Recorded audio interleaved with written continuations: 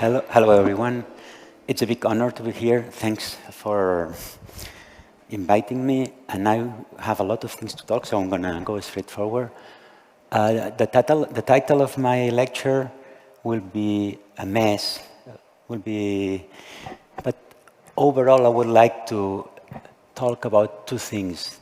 The ambition of tackling with the city at an infrastructural scale, but also how we go about it and how manage the in-betweens with often a scarcity of means and resources, and then how you get started towards such a more ambitious infrastructural scale. So that's what I call software, and in that case, software I refer to knowledge. We'll see. Well, first we have this thing that summer is coming. It's not winter that is coming, it's summer. And it's a huge, unprecedented challenge, and we are living on loan. This whole thing, we are spending more energy than we have. So it is something that we should consider.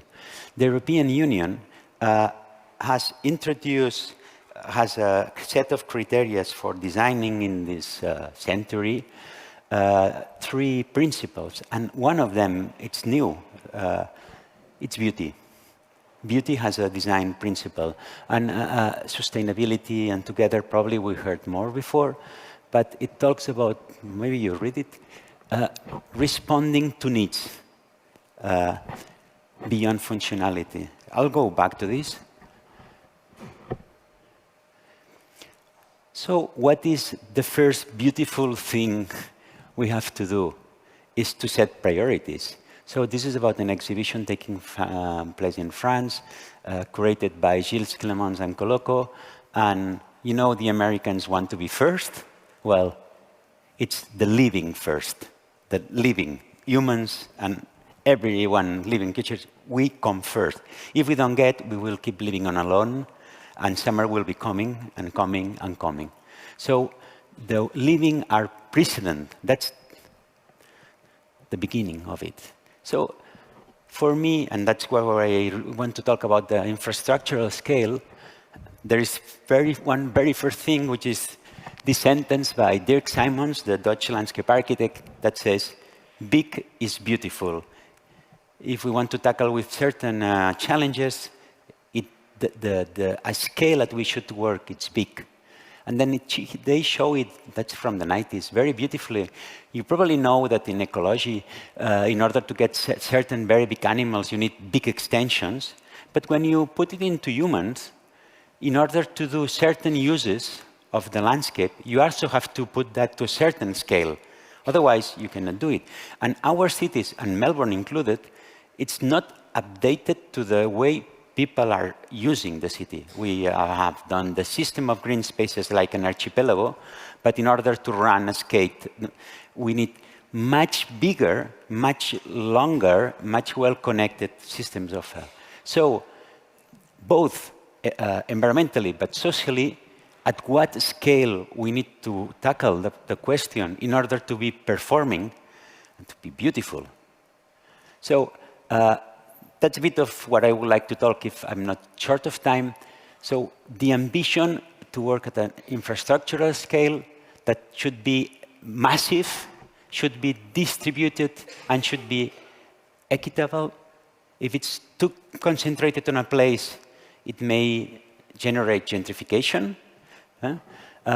Then, because big things can only be cheap. You cannot make big and expensive. So there's a big question. How can we make beautiful, cheap things? How can we make cheap and chic things? And part of our work, it's about that. And then our intuition, and one project I will talk about, is that a part of being able to make beautiful, powerful, larger scale, beautiful things, it's to invest a lot in software, and with that I mean knowledge, and not only with hardware, which is much more expensive. No? Like, we'll get there.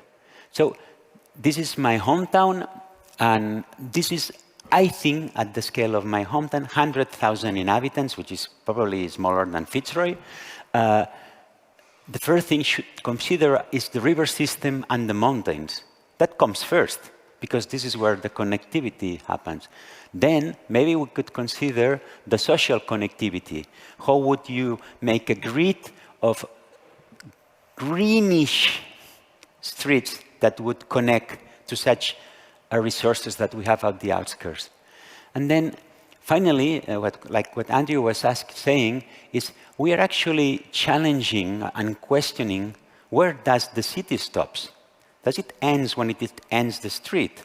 Or if we are running into the mountains, running into the river, following up the river Bilarung, this is also city. That's a bit the question. So that's already, that's the map of my city, the official map of my city. If you come, it's a very touristic one. You never get this map. It will only be the center. That's already a mindset of what is the city. Maybe here you get the CBD and Fitzroy. And this is our speculative map of what we think it's the city. Now, you may see some differences. In that map, there are mountains. In this map, there are no mountains. And the mountains, I promise, they are there. Just they are not acknowledged in the map. So what we are proposing is, can we make a new map of the city that just acknowledges things that they are already existing? No? And then if we acknowledge them, like the river Bilarung, we are actually saying we should give some regime of care to that spaces that they are not nature, they are our city. So the question is, what if the city, like in Europe, and cities are not growing that much. It's not the same condition as here or in Africa. Cities are kind of fixed, roughly. But maybe in the Netherlands, no. And we are renewing the existing urban tissues. So what if the new developments of the city is just acknowledge the mountains, acknowledge the rivers, and take care of them? Would that not make a lot more quality of life? Would that not make a lot of extra value and health and so on? So that's a bit the hypothesis. So I'll explain you the tactical part before, but I show you this is a desperate attempt that we did to get funding.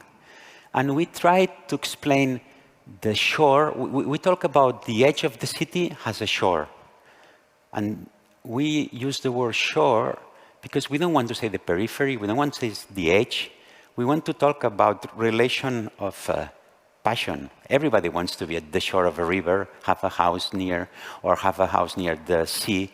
So this condition of shore, it's something really... So there are 12 maps that describe geography, habitats, landscape, risk management, heritage, nature, neighborhood paths, health, and so on. I show you some of them. This is, every blue dot is a neighborhood. And the circles show distances. And what it shows here, distances, is how far would you be from the shore nature, or peri-urban, if we would take care of all this surface. And what it's very clear is that all neighborhoods, except the very center ones, would be very close to nature. So there's no risk of gentrification here. It's distributed. It needs to be cheap, though.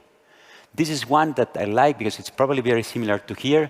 We have big risk of fires in the Mediterranean region, wildfires, and also of flooding. But where are we going to tackle all this? Inside the city or before the city? So this is a very strategic place. And this one also shows the same system of natural areas shown as a blood circuit, but focusing on health and health benefit that would be if you would be walking from your neighborhood on a daily, weekly, or monthly distance. And finally, this one is about heritage. And it's the election of new 50 postcards you didn't know yet about your own city. And they were chosen by neighbors. So today I'm going to talk about two projects that they really focus on the green infrastructure. And from the green infrastructure, I'll show point 1 and 2.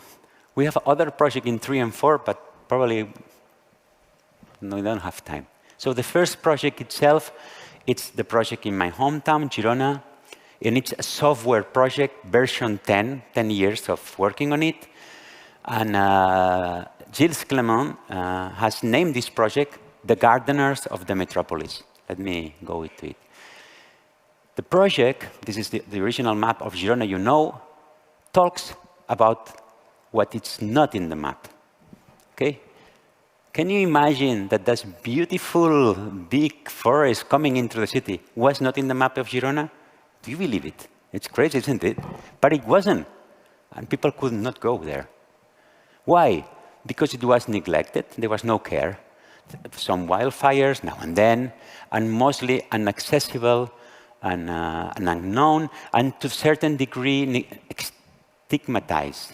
You know the way sometimes in south of the Mediterranean, if a fridge doesn't help that much, can be dropped somewhere, that's the place you would drop the fridge.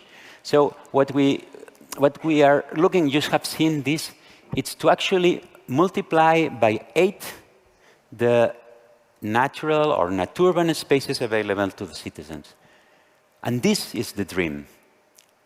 Not the First Nation dream, but the future nation dream, where in fact you see Girona, but also the other villages around. And these are the system of green spaces that would be like the Mediterranean Sea, the Mare Nostrum.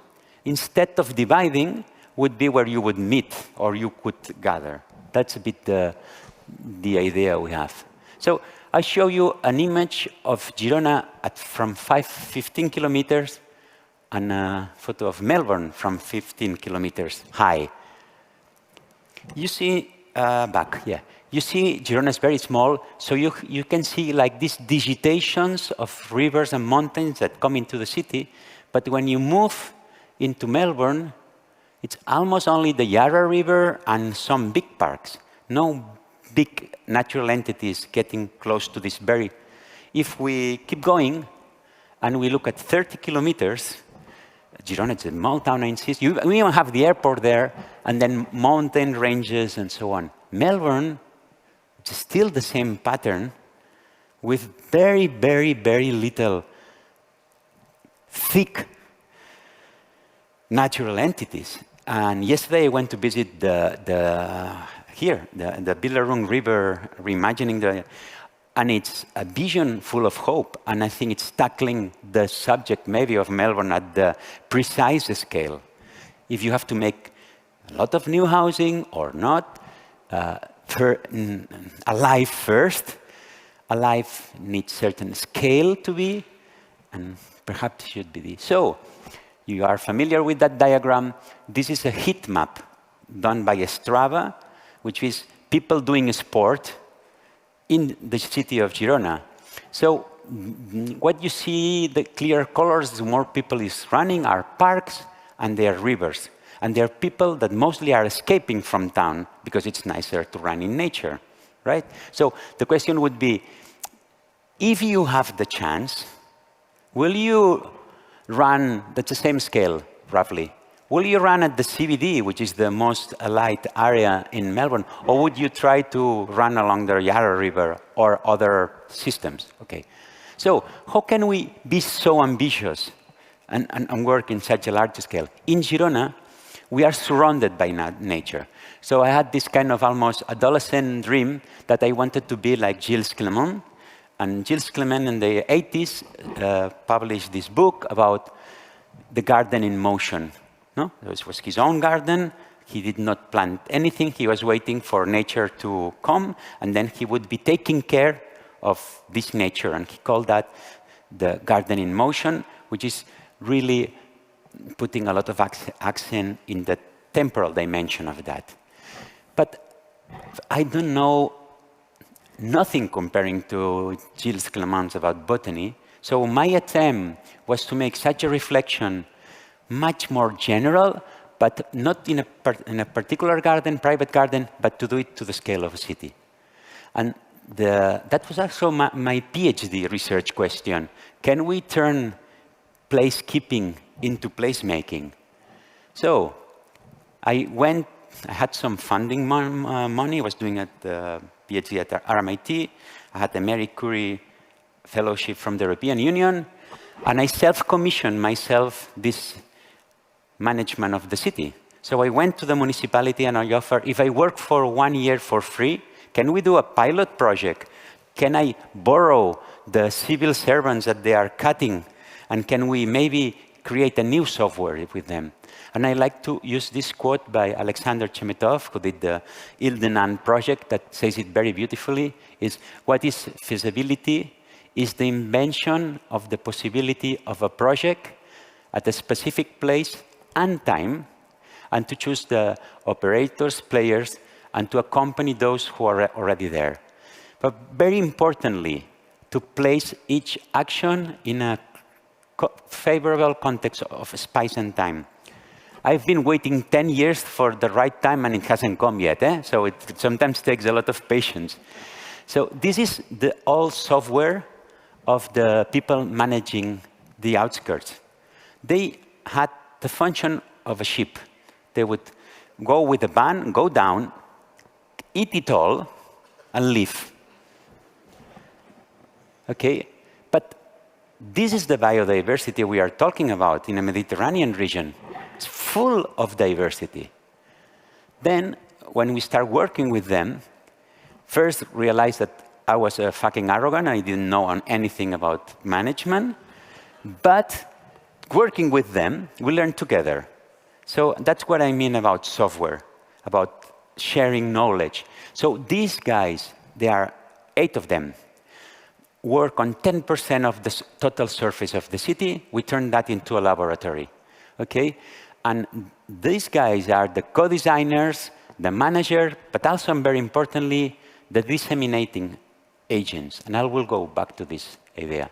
What are the principles? The principles are those of ecological succession. If you cut a lot, you have a grass, so you can play football, or lie down, whatever. If you stop cutting, you get a meadow, more biodiversity. If you stop for a long time, a scrubs community, or a forest, right?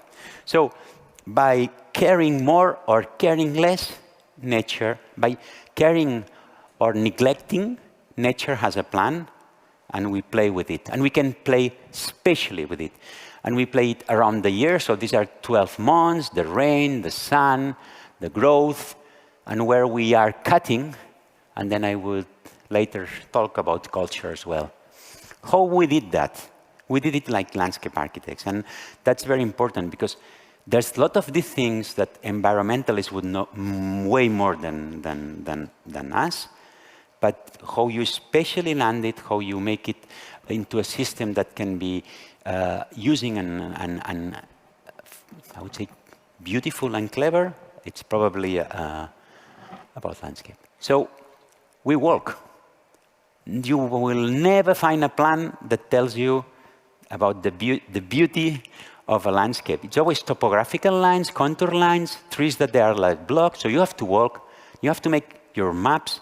Because in our case, imagine it's like if it would be in Birarung River. It is there. We are just going to tweak in them. We are not going to change. It's not a brand new project. So that's a photography with a hand drawing explaining the regimes of care where we well, you see it quite clear. We neglect some areas, so nature has a plan, and we take care of others. That's a bird's eye view. So you see more than 75% of the area has hardly an intervention, only 25% concentrates most of it. The cost of it, it's 1 to 2 euros per square meter. The urban projects I will hopefully explain later cost 550 euros per square meter. So it's 500 times more surface, right? So what we do is that we completely change the experience by tweaking little things. And that's very important that they are the tools that we use are simple and very few, and they can be implemented quickly and with immediate result. That's very much of Michel de Vigne, landscape architect as well, mindset, and himself also being inspired by Olmsted. So in order to have big beauty, big scale dreams, you have to narrow it down to very simple things. So that's the before the project state of thing, the day they cut, but then they wouldn't cut it for 1 year. So most of the time you could not access here. That's how it looked later on. The same. And then going back to the sense of beauty, that changes a lot about in each country. Johann Inesauer, the American ecology landscape thinker, says that we humans need some orderly frames in order to find beauty in the messiness of the ecosystems. We need certain of that. The thing is that the amount of that changes a lot. Like the Swedish have such a love for nature that they almost don't need anything. But in the Mediterranean, you would leave nature to just go along. The perception of the citizens would be of neglect, and then fridges would come and rubbish. So you have to find the right balance. And in Australia, maybe it may change from one area to the other. So what with the brigades, with the public servants, we tried to, with them, to set a kind of protocols that they could repeat. And if it's flat, we will make it more open. If it's an embankment, we will let it more wild. If there's heritage, we will clean it. Very basic things, right? And that's also very important. Exactly like viruses, viruses are just very short chains of DNA in a protein. And they can make pandemics. If we are capable to make very short chains of knowledge in a number of things and let them disseminate, we can grow bigger in scale. So that's the temporal explanation of how this project has been done, with successive acting and upgrading. So that would be a usual day before we started. That is the first rule. Flat we cut, embankments we left.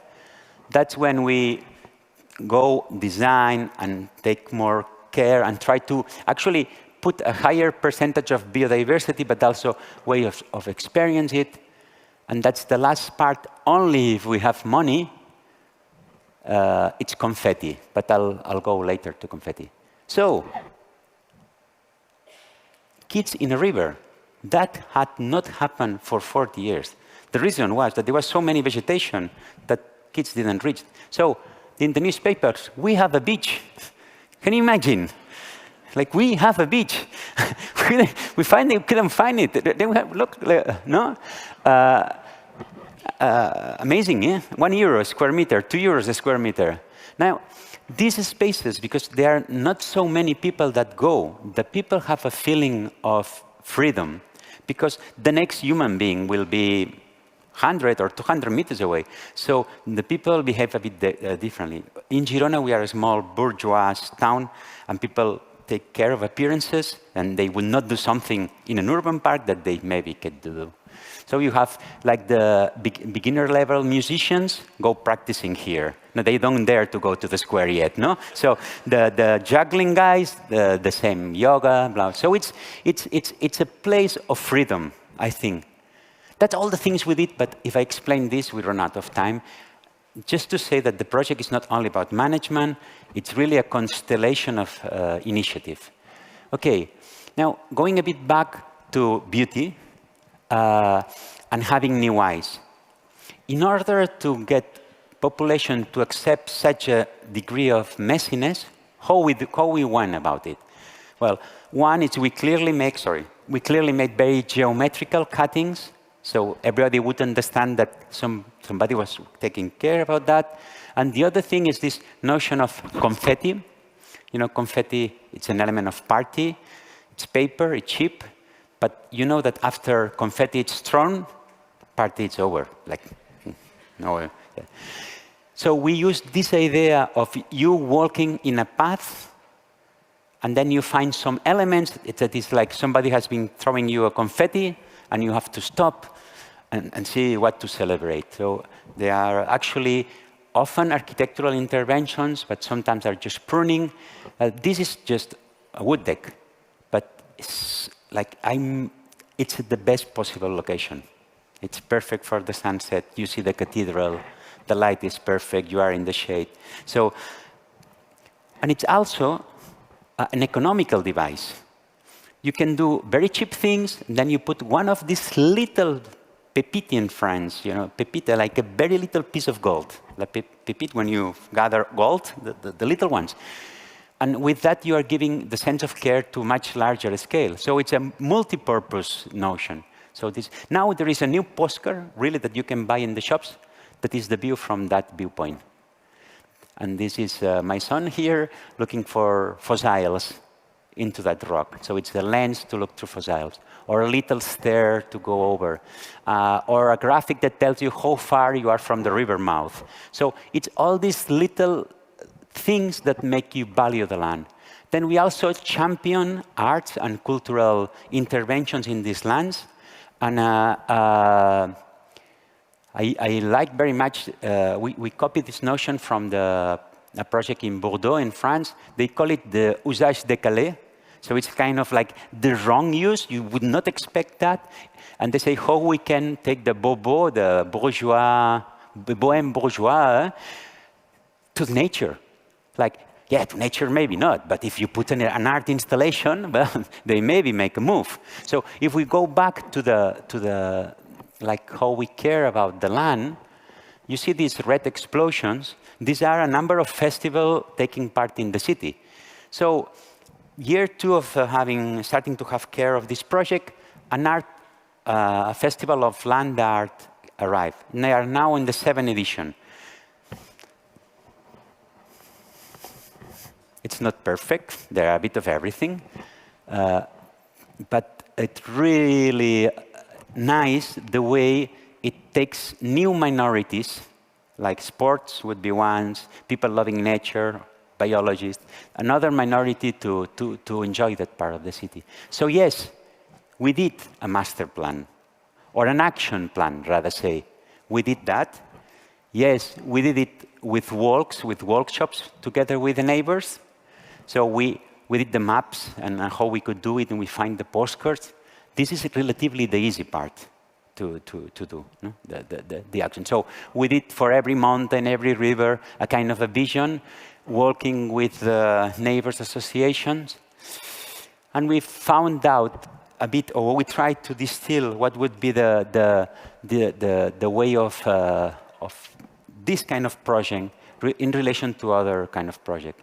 So if you see the line on top, the timeline on top, that would be how a square or a building would make. It's, you get a mission, the arrow down, you go to visit the site, the white dot, and then we, like architects and landscape architects, we closed up in our offices, and because we're fucking genius, or because they, in the contract says 6 months, we do it all. We do it all, which just, bam, we have it all. It's kind of a Tinder speed relation. It's like, whoa, we have it. Then we send it, we go for dinner, or we have with the client. There is a bit of reaction. Maybe we go back to the site. You do all the technical parts, the little roads, and then you get it built. That's how we do most of our projects. The middle one, it's some projects we do, and I'm not explaining it today. That is a kind of a mild version, so I won't stop there. And that's the short project, the one in Girona. Is we went to the client, make an offer. They say, OK, well, we think very little, and we did it. Okay, how does it look? Well, if he doesn't like it, in 6 months, the prairies will grow again, so we can change it. So it's much more like a student with not a lot of budget moving into a Melbourne apartment, putting the tables, the benches, and say, oh, the light was coming from there, I should change the table. No? And it's a much more organic way of doing. But to do this kind of project in a larger scale, in a city, it cannot be fast. It needs to be a long-standing relation, because we are dealing with a life with kids of nature. So you cannot educate a kid with an evening. You need to educate it through the years. So this kind of projects need different kinds of contracts. So again, inspired by the French, we look for we propose the municipality that they should make a competition about a contract that would last for a few years. So we managed to get 1 or 4 years, but in France, you can get contracts of up to 10 years, I think, or contracts of 4 years that if the client wants, can renew up to 4 times. So you get a 12 years contract relation with the landscape.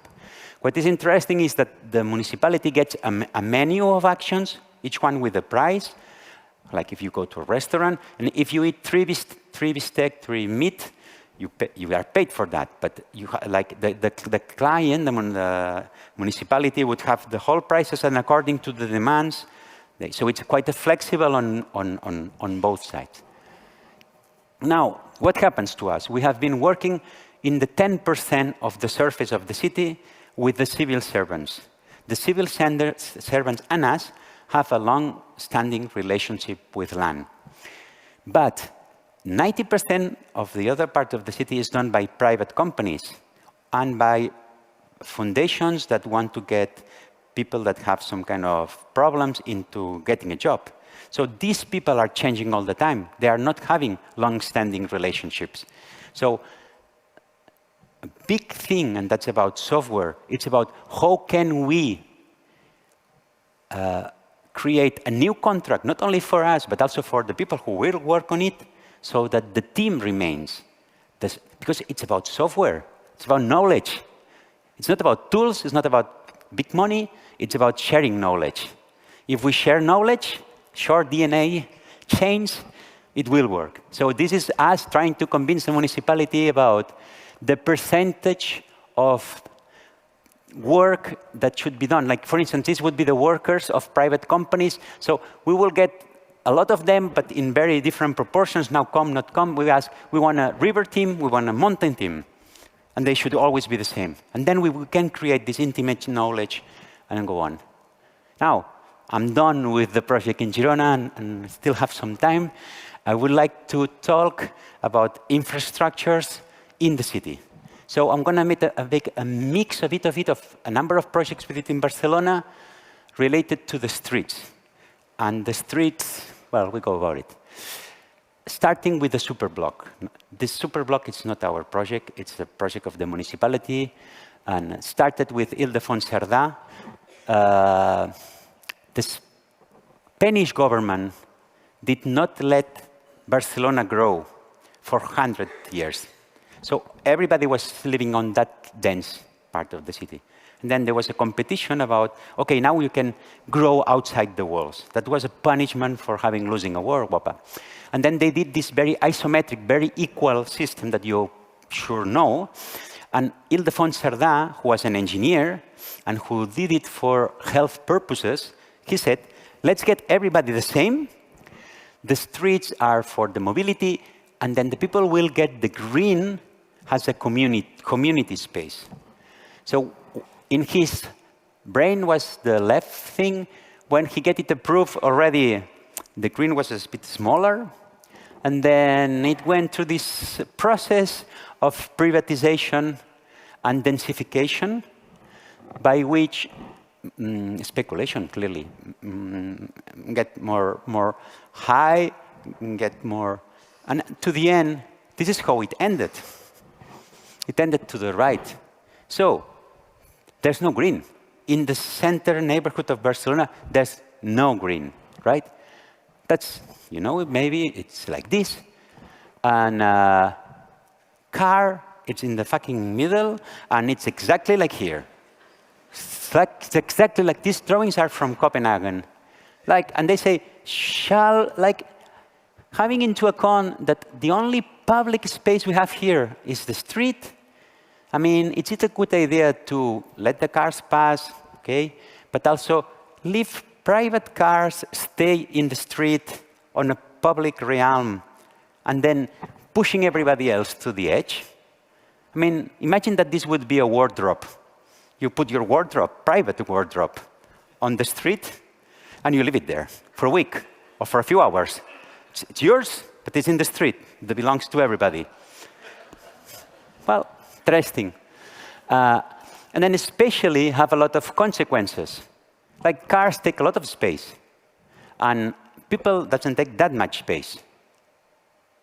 So that's how pollution goes up traffic load goes in Barcelona. So they did a ring road system in order to take out of the city center the traffic. But as you see in the middle arrow, didn't work. I mean, it's working, but it's still more than half of the cars still cross the whole city and pass away. Okay, so that creates a lot of pollution, which is the bottom red area in the city. So the Agency of Urban Ecology in Barcelona, it's a municipal entity led by Salvador Rueda, who is an ecologist, came, probably inspired by other cities, to the notion of the superblock. So the idea would be to make a grid of 3 by 3 streets where within this system, cars are just guests. They are not parking. They can access their private underground parkings. They can deliver food. They can do. But this would completely change the car-dominated system. That could be interesting in some parts of Melbourne, maybe. Making numbers, the surface dedicated to cars in a street of Barcelona, it's 50% of the space. But the people passing in cars is only 20%. So there's a misbalance. Huh? There's 30% space that is given to cars that should belong to other kind of people passing. So the vision, and that's a bit optimistic, is that because there's no other public space, the street should be the green or the public, okay? So that's a kind of a macro vision about what would be the superblocks. You see that there are two kind of hierarchies. The thick ones would be greener, and the other ones are not so green. And then the red, it's projects that we work on. So that would be how the 3 by 3 grid has turned into a 4 by 3, like adapted, a bit less ambitious, but still very interesting. And the red cross is when 2 pacified streets make a new square in a neighborhood where there are no squares. And then the way Barcelona tested it was with this tactical urbanism. And there was a lot of criticism, especially by architects and designers. They didn't find it cool enough, but people love it. Like in the dense areas, people just went desperate there, looking for sun, looking for silence, for terraces. It was a huge success. The design was not good enough, but it was cheap. It was cheap. Could be done. Many of them were done during pandemics. Now, just as the last of the mandate of the last measure, they did, okay, let's take 4 of that streets and make them into green axes. So a number of green axes would make a super block. And there was a competition, and there was a kind of decalogue about what should be these green axes. And they call it the 21st century street. So first, people walk in the center, and the cars are guests. 2, 1 single platform, no difference of level. 3, green explosion, more healthy tree and understory. That was an objective that we didn't accomplish. Fertile ground and suits, medium accomplished. Service and deliveries guaranteed. New rest and active areas. New illumination at human scale and not at car scale. And from proximity commerce. Now, about this project, I'm showing our competition entry. There were 4 winners by order. We came seconds. I'm just going to show our material and what we learned from that. For me, what has changed the way I think about the streets, it's this. This is our entry name, you know.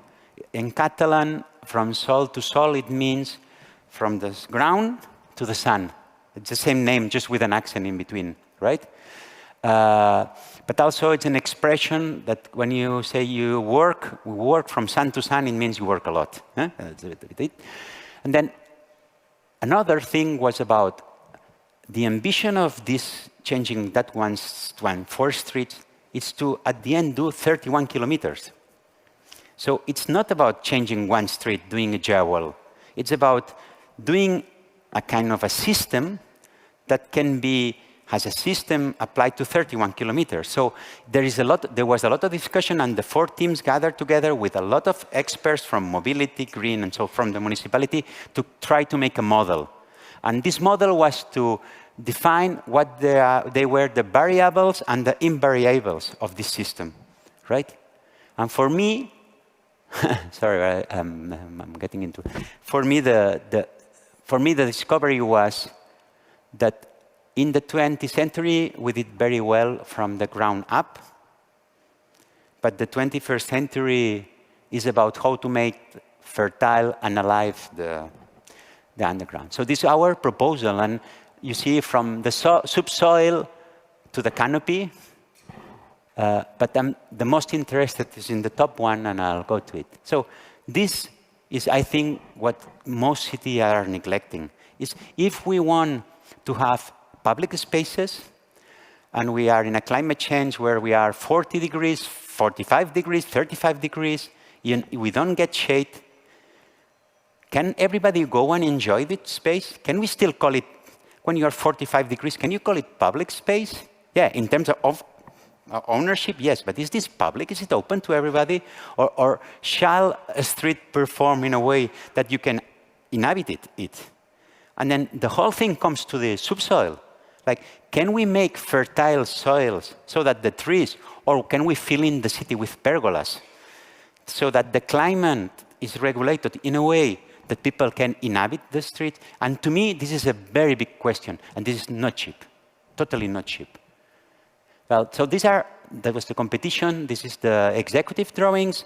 And the gray part in between is this structural soil that will connect the tree pits and the planting beds between them so that the trees would have much more room for growth. So this is a plan of the subsoil where the blue, it's infiltration, but it's also the structural soil that would be connected to the planting beds, and altogether would be a much bigger system for a fertile soil. So this is somewhere else under construction, connecting tree pits, and then this is how it was.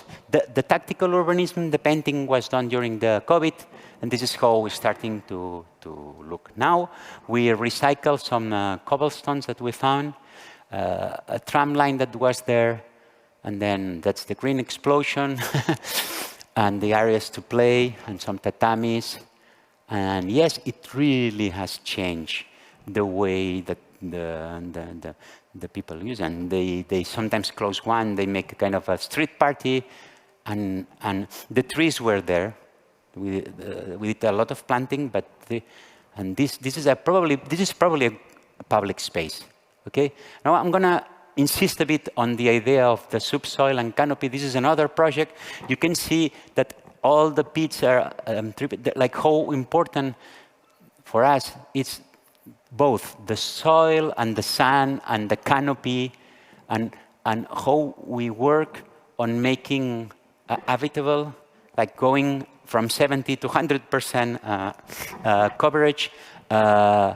And that's a failed drawing to show different kinds of shade, assigning quality of shade to every tree, and trying to make 4 seasons different kinds of shade.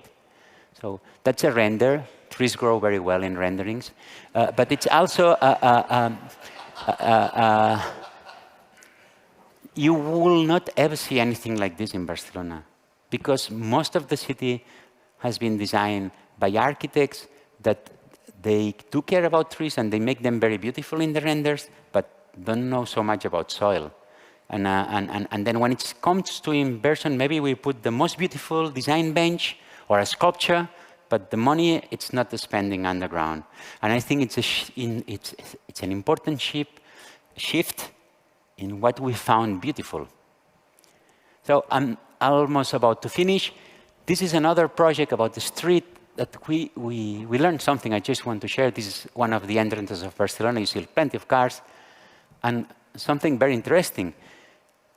Streets are laid out by engineers like lanes.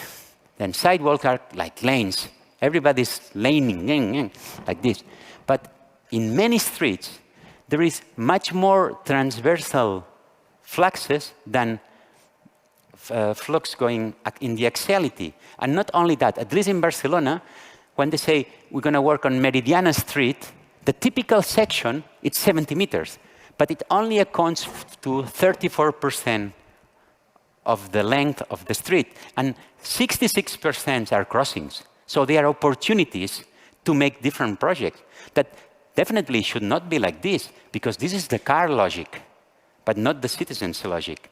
So just to show this, and this is Via Laietana. Some of you may know the harbor. And Via Laietana, it's done in the very Gothic center. And this is even more impressive. It's, I think it's 1 to 8. For one pedestrian going on the axiality, there's 8 crossing. So I'm just going to drop some images. You know the notion of confetti. That's another project that challenge where the city ends, and it's in a coastal project in Palamós, 15,000 inhabitants in winter, 30,000 inhabitants in summer, Costa Brava, tourists, and 50,000 visitors in one day. I'm just showing photos now, not explaining anything. And it's about a path that takes you 5 kilometers away from the city with 1 zebra crossing to a natural park. 1 zebra crossing. And it's about how much care it's bring and how little, by changing a little, you can unfold a beautiful coast with a 1 meter width path, not more than that. It's not a very big city. We didn't want to make it 4 meters because it would completely destroy. And the care and the effort to work with monomateriality and to respect the land, maybe we could say, to respect the land by playing with this. It's 1 minute. and the care. The fascination by rocks. And then in certain places, we didn't dare to go to 1.50 meters. We narrow it down to 80 centimeters. And we say, well, if 2 people cross, they'll manage their way. So that's it. Thank you.